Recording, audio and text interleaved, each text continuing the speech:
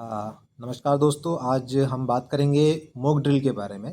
Mock drill जो basically एक प्रकार की प्रैक्टिस है जो कि इंडस्ट्रियल बिल्डिंग या कंस्ट्रक्शन साइट, किसी भी प्रकार की कंस्ट्रक्शन साइट, चाहे केमिकल हो, चाहे सोलर हो, चाहे बिल्डिंग कंस्ट्रक्शन हो, चाहे किसी भी प्रकार का कंस्ट्रक्शन हो या कहीं भी हो, जब भी मॉक ड्रिल सब जगह कंपलसरी है और होना भी चाहिए क्योंकि एक प्रकार की प्रैक्टिस है।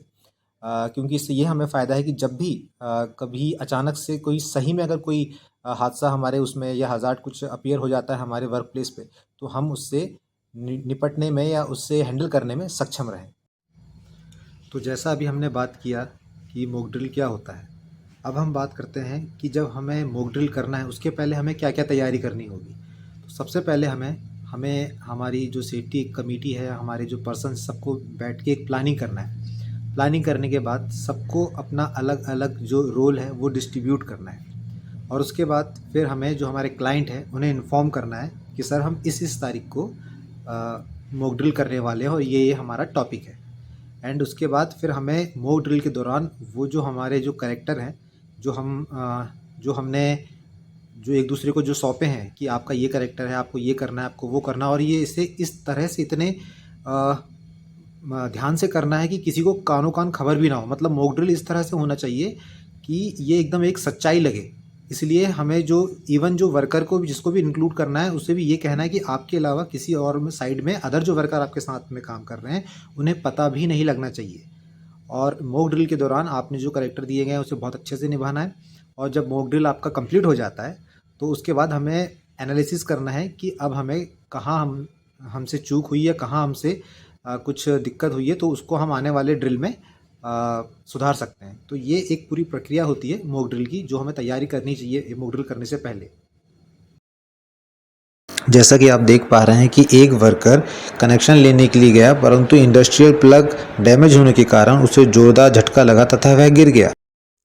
यही देखते ही सबसे पहले सेफ्टी ऑफिसर ने मेन डीबी का स्विच ऑफ किया और इमरजेंसी रेस्क्यू टीम को कॉल किया तथा सभी वर्करों को इकट्ठा किया। फर्स्ट एडर को, एम्बुलेंस को और इमरजेंसी रेस्क्यू टीम को आने में वक्त लग रहा था, इसलिए सेफ्टी ऑफिसर ने अपने आसपास के सभी वर्करों को बुला के उसे प्राथमिक उपचार देने का सभी लोग मिलकर प्रयास करने लगे। पेशेंट की शर्ट की बटन खोल दी गई ताकि उसे गर्मी न लगे और पाँव के पंजे और हाथ के हथेलियों पे सभी वर्कर मिलकर रब करने लगे, घिसने लगे ताकि रक्त संचार बराबर बना रहे।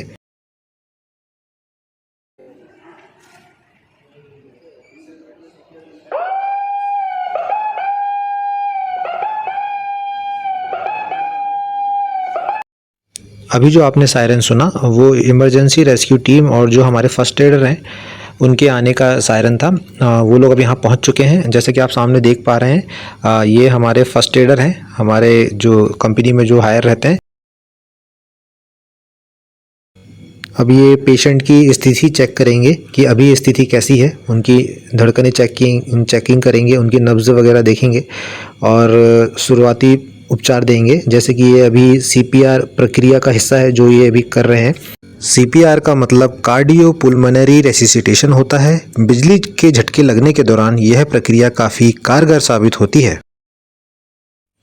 और ये अब रेस्क्यू टीम ने स्ट्रेचर भी लेके आ गए हैं, और ये जो स्ट्रेचर है अब इसमें इस पेशेंट को लिटा के हमें बाहर तक लेके जाना होगा, क्योंकि एम्बुलेंस जो है हमारी बाहर खड़ी हुई है। ये सभी साथी लोग मिलके इन्हें ध्यान से उठाएंगे। और ध्यान रहे कि जब भी आप इस तरह किसी पेशेंट को उठाते हैं तो एक हाथ कमर की तरफ भी लगाना अनिवार्य है। अधिकतर लोग क्या करते हैं कि पैर की तरफ से पकड़ लेते हैं और सर की तरफ से पकड़ लेते हैं, परंतु कमर की तरफ से कोई ध्यान नहीं देता। परंतु हमेशा आपको ध्यान रखना है कि जब भी आप किसी पेशेंट को उठाएं तो ये तीनों जगह से सपोर्ट देना होता है।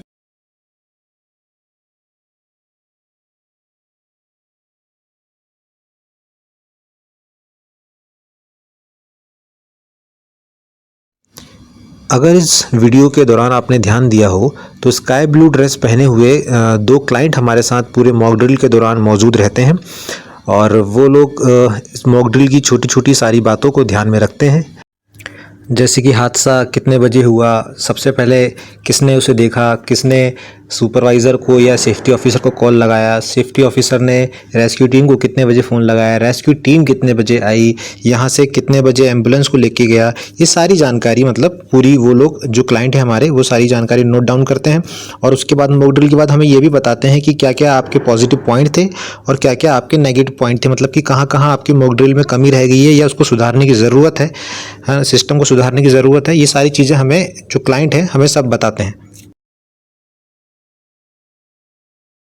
ध्यान रहे कि जब भी पेशेंट को अस्पताल में शिफ्ट किया जा रहा हो तो एम्बुलेंस में उसके साथ में उसके 2 सहकर्मी या फिर उसके सुपरवाइज़र किसी न किसी को साथ में जाना अनिवार्य है।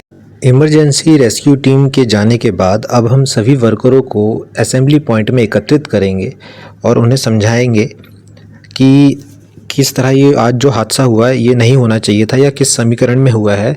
अब उन्हें हम उनके हज़ार्ड्स के बारे में और प्रिकॉशंस के बारे में बताएंगे ताकि अब ये दोबारा हादसा कभी आगे ना हो। और ये रहा मॉक ड्रिल का फॉर्मेट। अब हम जितनी भी सारी बातें जो हमने नोट डाउन की हैं मॉक ड्रिल के दौरान में, सारी बातें time to time, date to date, इसमें सब कुछ फिलअप करके और मॉक ड्रिल रिपोर्ट तैयार करनी है और क्लाइंट को सबमिट करनी है।